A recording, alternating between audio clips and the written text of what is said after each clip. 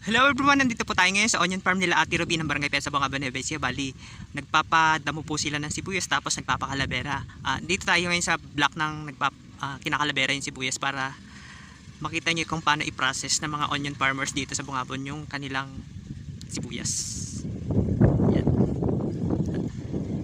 Yan, ganyan kaganda yung kanilang onion farm nakagay. Tapos tingnan nyo, yung gawi dito, ito yung nakalabera na, tapos sasabayan natin yung nagkakalabera para ipapakita ko kung paano nila inaayos or ginagawa yung paglagay ng kanal dito sa sibuyas. Mga ilang segundo andito na siya sa baba. Medyo ano lang, medyo mabilis lang naman po kasi panda rin yung pinakakalabera. Yung ganong machine, nabibili po minsan sa mga agriculture supply or mga outlet na ang tinda ay ganyang item.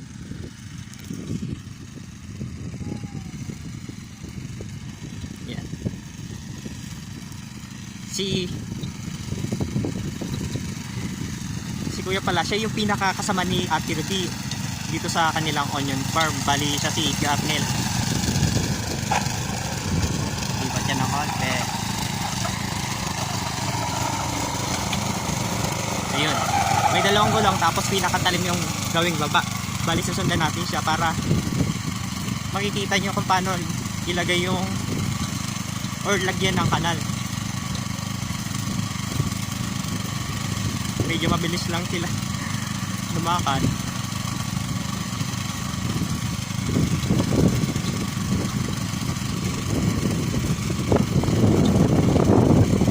Yan. Ganyan po, kailangan po kasi lagyan ng pinakakanal kasi pag umulan tapos biglang nalubog yung sibuyas, dun po kung nagkakaroon ng tendency na masira or malugok or maapektuhan yung pinaka seedlings. Ito pong plant nila or block po nila na to, direct seeding. Gumamit nila ng direct seeder para maitanim yung buto ng sibuyas. Karaniwan po kasi ganito yung nagiging process sa mga onion farmers dito sa Bungabon para mas maganda yung bulas ng sibuyas. Tapos pagkayari po nito, pwede na nilang lagyan ng fertilizer para mabilis siyang lalaki. Yan. Iikot ulit. Ganun lang, yung pinaka-seed. Paulit-ulit lang hanggang sa mayari. Ayan. Hanggang doon sa baba, yun yung lalagyan ng pinaka-kanal para lumalim. Ganyan po kaganda. Tapos, tingnan nyo yun.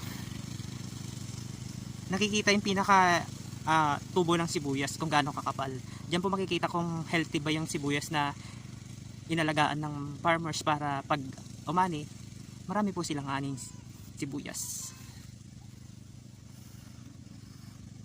Yun lamang po. Thank you very much.